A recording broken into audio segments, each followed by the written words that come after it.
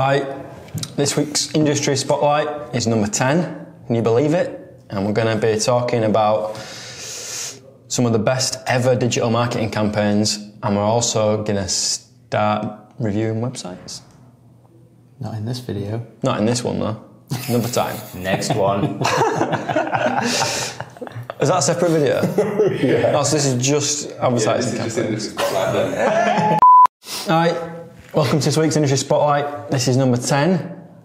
What? Yeah, Roman numerals. Still going strong, Romans. Yeah. Still going strong. Romans What are you on about? What are you on about? Let's go. You do it. Fucking hell. Go on then, do it. Roman, still going strong. What happens in your brain? Come on then. What's that about?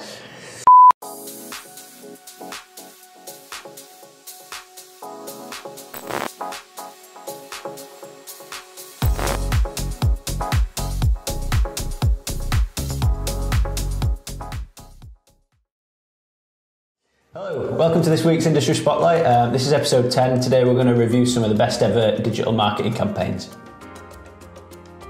So we're going to start off with looking at the Volvo campaign from quite a while ago. It was done in 2015 at the Super Bowl. It was called The Greatest Interception. So the premise behind this was basically all the other main car dealers, big manufacturers, Mercedes, BMW, Honda, Toyota, spent $60 million on car ads at the Super Bowl. Obviously it's prime time slot, they know that they're going to get a lot of people looking at the ads at that time, that's why it's so expensive. So Volvo decided to not pay for an ad slot and basically try and hijack everyone else's ads. So the solution to this was created by Grey, so that's a huge global agency that you're probably aware of.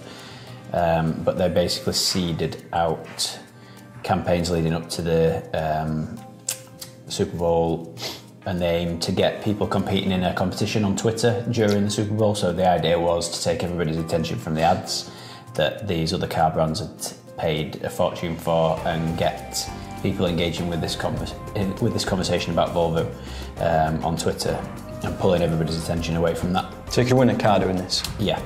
So it was a competition to support the launch of the brand new XC60. The competition was hashtag Volvo contest, where users could win an XC60. So was there an ad slot like straight before the Super Bowl then, or something else, or in the commercial break? Were it literally just before or after, or were it months in the run up to, or? No, they did it on social, and I think they did some PR in the run up to it. Oh right, I thought it were a TV campaign in the run up to it that were encouraging people to get on Twitter. No, I think they just seeded it out to influencers, like, and it went viral, obviously. And Jimmy Kimmel, big US TV presenter, talked about it, and that went into one of his YouTube videos and stuff. So the hashtag was people were already aware of the hashtag. But the result was basically in the 4-hour time slot for the coverage of the Super Bowl, it was 50,000 tweets, 200 million impressions. And I think they attributed back something like a 30% increase in sales for the XC60 in the US following this campaign. And basically one of the key points was when everybody was supposed to be focusing on the other car manufacturers' ads, they were basically looking at the phones and tweeting about this competition. It's completely just undercut them all. Everybody's ignored the other commercials that were going on. Yeah, so I don't know. Hijacked their ads effectively. I don't know how much it costs them, I don't know how much they paid Grey to do it, but in my opinion that's probably one of the greatest and best executed campaigns that I've ever seen. Yeah, I've no idea how much it costs, but I imagine it costs a massive amount to get like prime time in the Super Bowl. Yeah, so launch videos were seeded into online video through own social channels, CRM channels, brand loyalists. PR generated a buzz around the incentive and the initiative, including an integration with the Jimmy Kimmel live show. So all this was focused around driving people to a landing page, which then kept them updated. And you basically entered, I think, by engaging on Twitter. Yeah. I think there's also another element to this. I think not only it's getting a lot of attention from people like us as well that are talking about it now, obviously. Yeah. I think the success of the campaign doesn't just extend to the consumer who were actually involved at the time. It's had so much awareness off the back of it for other advertisers and agencies and stuff like that. So it's almost had broader reach just because of how good it's been, how clever it's been.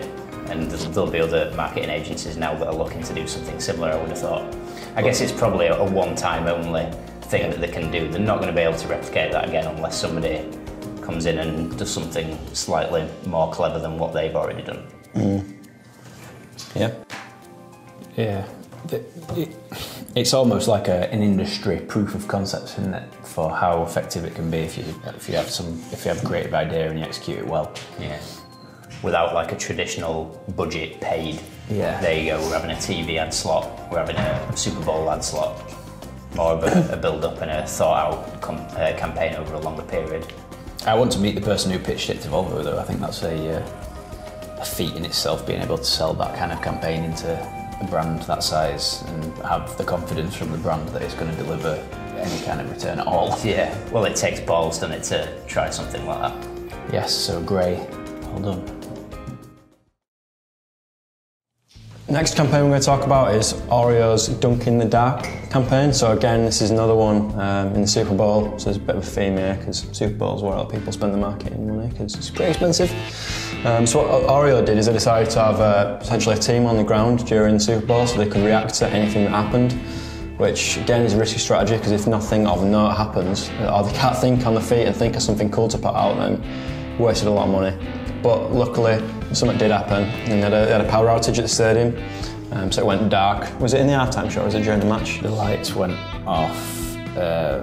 Anyway, lights went off in stadium, which is a pretty big deal, Super Bowl.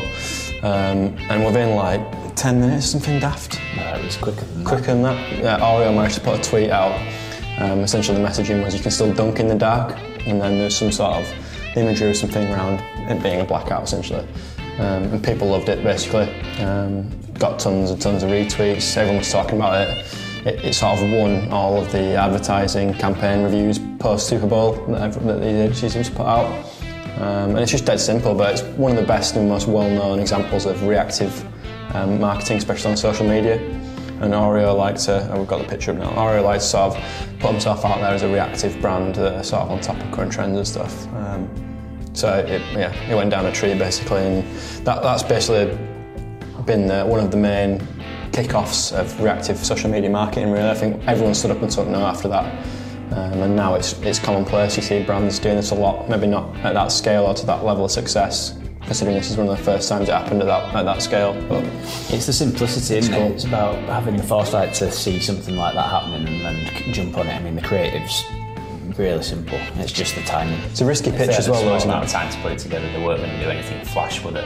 No, really. I don't think it needs it though, does it? I'm surprised that they could put it together in that amount of time. Well, so it's a risky pitch, isn't it? Because if there's any mess-ups or anything like that, you could pay for that quite heavily, couldn't you? Yeah, when you're pushing it out to a community as big as theirs, you pay for it.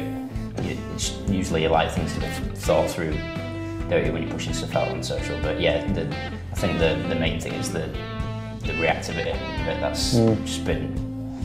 There's not many people that said that could say that they react that quickly to news. No, it's cool.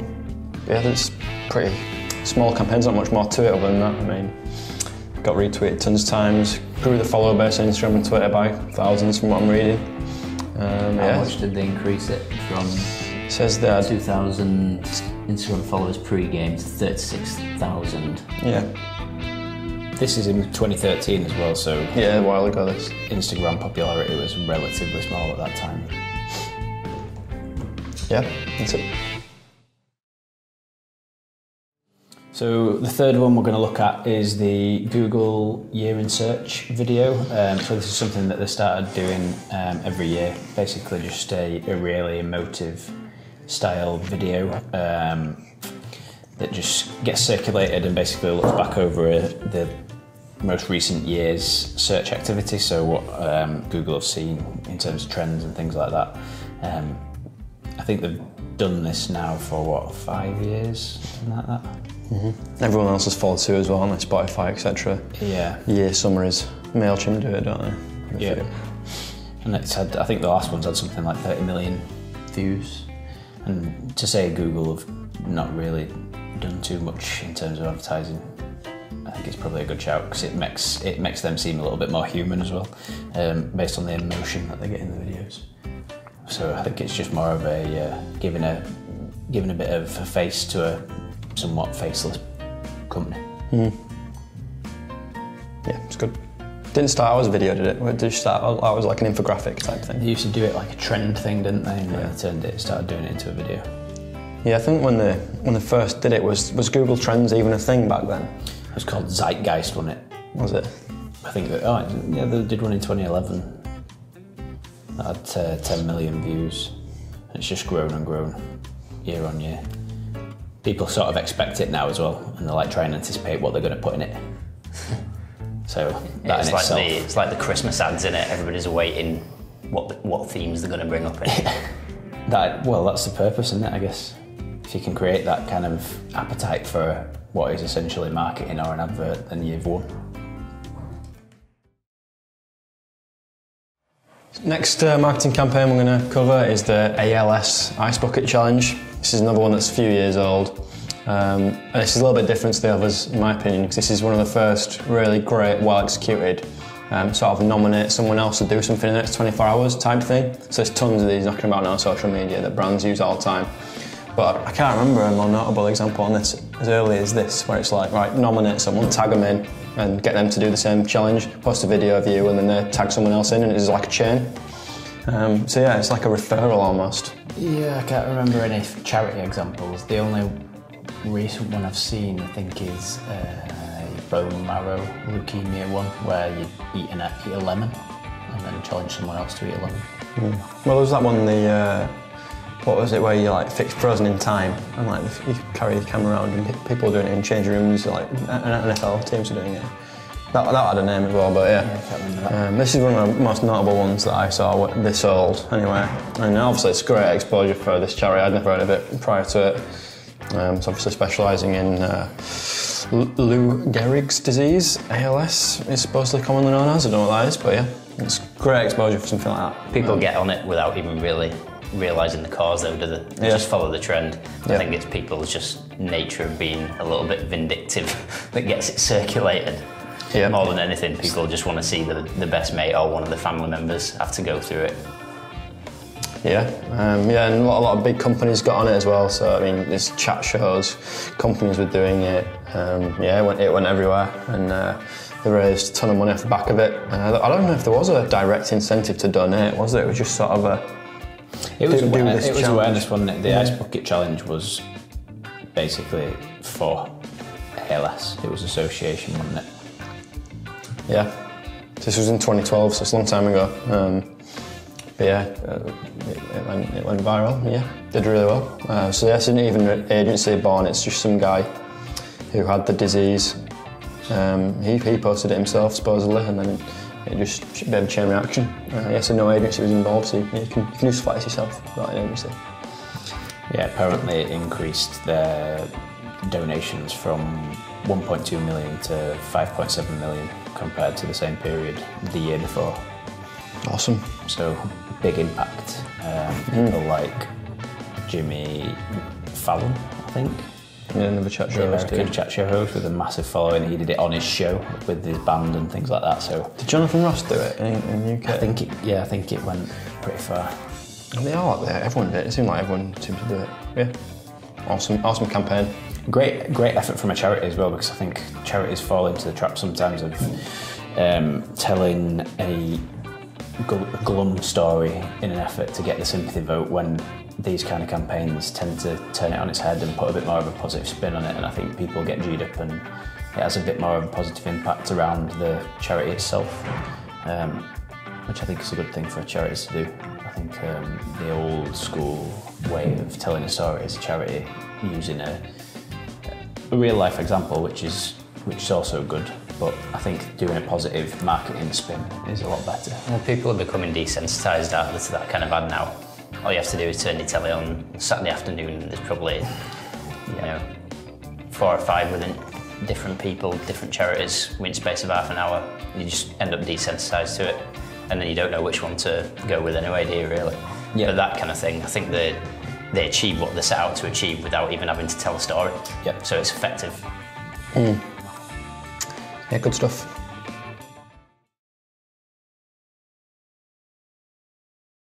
Last one we're going to talk about today is a share a Coca Cola advertising campaign. This is a bit more of an offline one. You'll have seen it inevitably.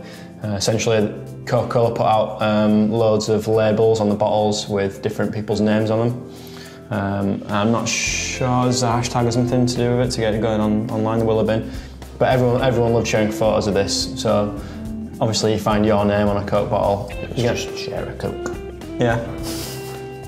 And then people were taking photos of it and putting it on social media. People thought it was amazing that you could have a label with your name on it. It seemed to run forever. It must have run for about a year, this thing. I think it's still going, to be honest. But I saw an interview a couple of weeks ago with the CMO or someone very high up in marketing in Coca-Cola, and their whole strategy is, for the last 3 or 4 years, has moved to user-centric. So they're trying to go consumer rather than just broad-scale ads, which is what this is all about. I think this was the first sort of move into trying to personalise a massive brand. Yeah. And talk to people one-on-one. Yep. That's cool. Don't know how it worked with the printers, but yeah. I wonder how many variations there were. Probably hundreds. That's a lot of bespoke printing on cans and bottles and labels. I imagine Coke have got a pretty juicy deal with the printers somewhere for printing these labels anyway. But another good part about it was they worked seasonality into it, so doing things like Father's Day, share a Coke with Dad. Yep. Mother's Day, share a Coke with Mum. Yep.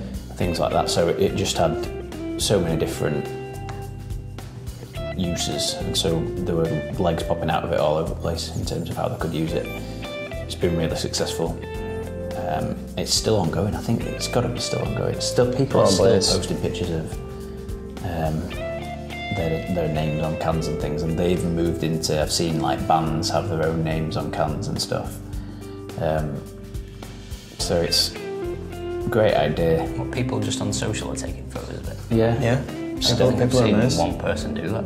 Well, it's a bit old now, isn't it? But years ago, you saw it all the time. Is it? Someone about 3 weeks ago. Is it? Yeah, it's People are easily impressed, aren't they? it's good. It's good to see a big brand going down a personalisation and sort of a one-on-one route. I like that. I think that works. I think that's where it's going. I think that's something that a lot of the bigger brands are trying to achieve, and I think the execution of this has worked really well. Agreed.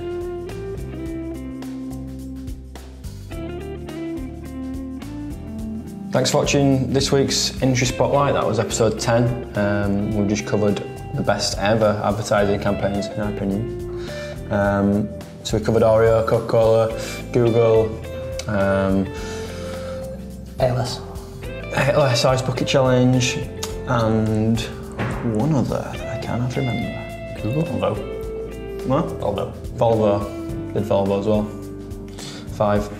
Yeah, that's it. If you've got any other ones you want us to pass comment on, just let us know and we'll try to get to it. But yeah, that's it for this week. So cheers. See ya.